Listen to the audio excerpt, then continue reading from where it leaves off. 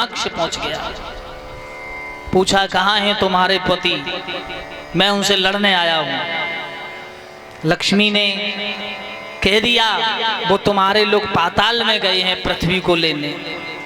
गदा लेके दौड़ा, भगवान उस पृथ्वी को ऊपर लेके आ रहे थे, तब तलक पीठ पर प्रहार गदा का करने लगा। सज्जनों, 100 गदा उस दुष्ट ने मारी। भगवान ने 100 गलतियों को माफ किया, कुछ नहीं कहा। 101वीं गदा पर पहुंचा, शेष से कहा आप इस पृथ्वी को संभालो और मैं इस दुष्ट का संहार करता हूं। भगवान ने अपने बड़े बड़े दांतों से उस दुष्ट के पेट को फाड़ करके और उस पृथ्वी को आजाद कराया। इसका अब जो छोटा भाई हिरण्याकश्यपु बड़ा बलवान, इसने पूछा अपनी माँ से, माँ तूने क्या मुझे अकेले को जन्म दिया या मेरे और कोई भी भाई था? तो आंखों में आंसू देती क्या है, बेटा एक बड़ा सुंदर तेरा भाई था जिसे उस विष्णु नारायण ने मार दिया। भाई का बदला लेने के लिए क्रोध की ज्वाला भड़कने लगी और संकल्प कर बैठा, मां मैं तेरे चरणों की सौगंध खा के कहता हूं उस विष्णु की गर्दन को काट करके तेरे चरणों में रख दूंगा। दिति ने कहा, बेटा उसकी गर्दन काटना साधारण बात नहीं, वो मायावी है, वो बहुत मायावी, बहुत माया से भांति भांति से माया रचनी जानता है। सज्जनों,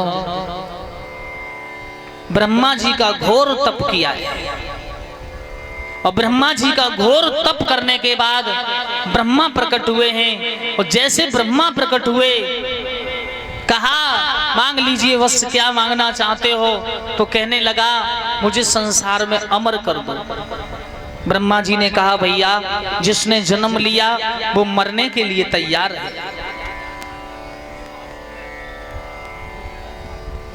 जिसने जन्म लिया वो मरने के लिए तैयार है। संसार में ना कोई अमर है ना हो पाएगा। आप अमरता से हटके और कोई वरदान मांग लीजिए। सज्जनों, सोचने लगा ऐसा क्या वरदान मांगूं। एकदम कहने लगा, न धरती पर मरूं न स्वर्ग में, न घर के भीतर न घर के बाहर, न स्त्री से न पुरुष से, न धार से न तलवार से, साल के 12 महीने में ना मरूं। और ब्रह्मा तुम्हारे बनाई हुई किसी शक्ति या तुम्हारे बनाई हुए किसी चीज से मेरा वध ना हो, न दिन में न रात में किसी भी प्रकार से मेरा वध ना हो। ब्रह्मा एवं मस्तु एवं मस्तु एवं मस्तु कहते चले गए। हिरण्याक्ष का बदला लेने के लिए हिरण्याकश्यपु वरदान लेके लौट रहा था, तब क्या देखा, मन में बड़ा उत्कंठा का विचार है। महलों में पहुंचेंगे, पत्नी से मिलेंगे, लेकिन इंद्र ने मौका पाके कयाधु का हरण कर लिया, जो जिसकी पत्नी थी, कयाधु उसका नाम था। बीच में नारद मिल गए, नारायण नारायण। इंद्र कयाधु को कहां लेके जा रहे हो? एकदम कहा इन्हें अपनी भार्या बना के हम रखेंगे। इंद्र ने कहा भार्या तो बनाओगे, पर ध्यान रखना वो वरदान लेके आ रहा है कि तुम क्षण मात्र हिरण्याकश्यपु के सामने टिक नहीं पाओगे। इंद्र कयाधु को नारद जी की कुटिया में छोड़ करके और चला गया। कयाधु ने क्या देखा कि नारद की कुटिया में एक मैना टंगी है, एक तोता टंगा है, और वो सुबह शाम राम का नाम लेता है। साधन सदन कहे सुखकारी, असाधु ग्रह दे गिन गिन गारी। गोस्वामी तुलसीदास रामायण में लिखते हैं, अगर उसी तोता को महात्मा की कुटिया में टांग दिया जाए तो वो सुबह शाम साधना ही करेगा। क्यों? महात्मा की कुटिया में साधना ही होती है।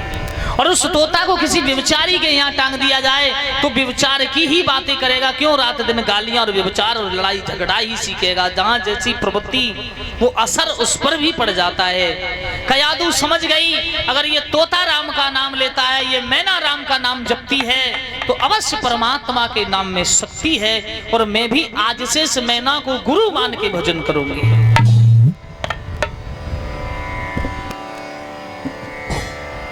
सुखदेव कहते हैं महाराज परीक्षित,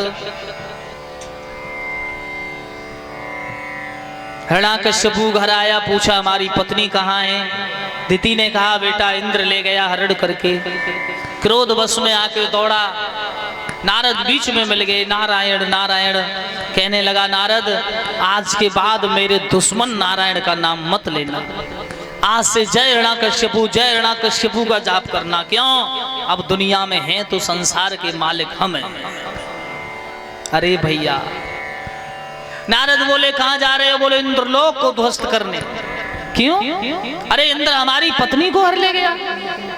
कहा इंद्र तुम्हारी पत्नी को नहीं लेके गया, तुम्हारी पत्नी मेरे पास है। कयादू को नारद की कुटिया से लेके जब घर पहुंचे तो कयादू सोचने लगी ये किसी तरह से भक्त हो जाए भगवान का, मेरी तरह तुम्हारी जिंदगी सुधर जाएगी।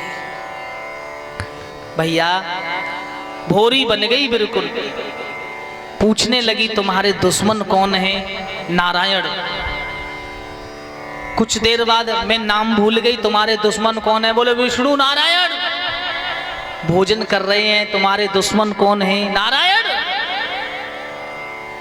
24 घंटे में उस दुष्ट के नाम से प्रभु का 108 बार नाम जुबान से कहलवा दिया, भोरी बन के। अब रजोगुण को छोड़ के सतोगुण की ओर मुड़ गए। गर्भ स्थित होता है। उस नारायण 108 बार नाम लेने से भगवान अंश रूप उस मासूम का अवतार होता है और उसका नाम बड़ी खुशी से प्रहलाद रखा जाता है।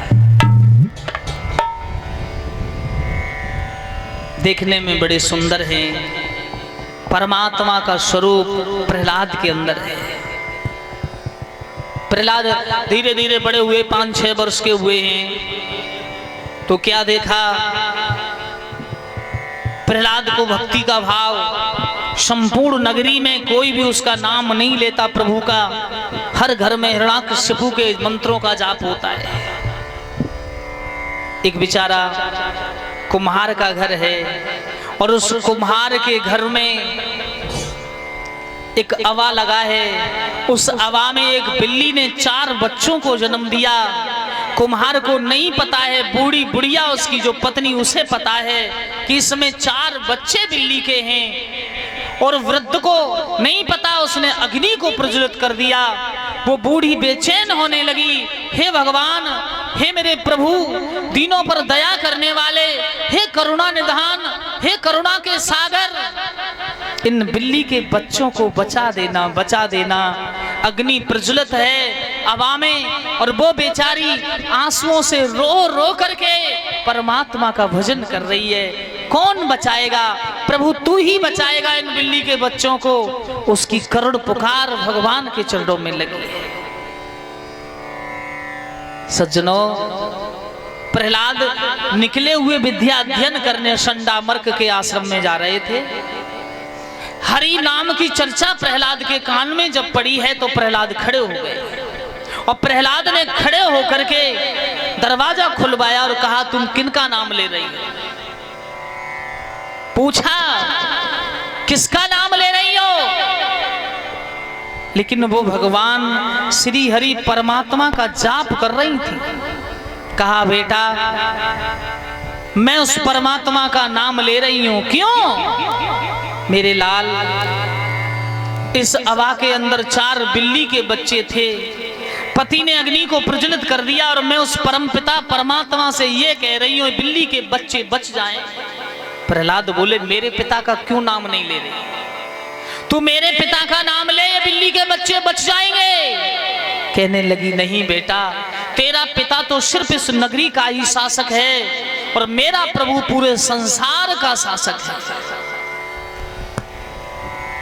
आंखों में आंसू, रो रही है।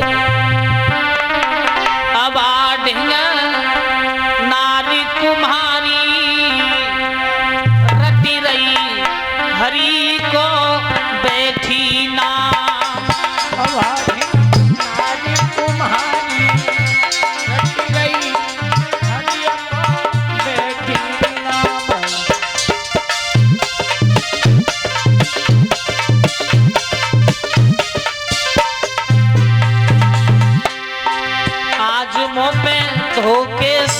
भगवान आज मोपे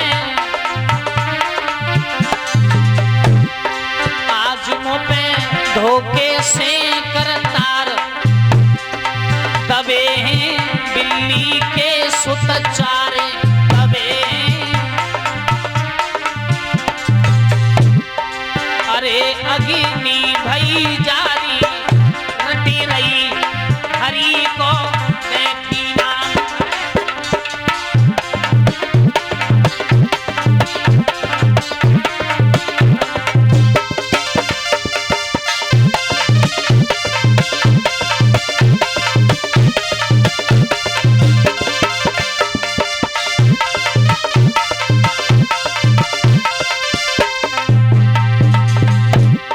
कृपा मुझ पे कर दी जो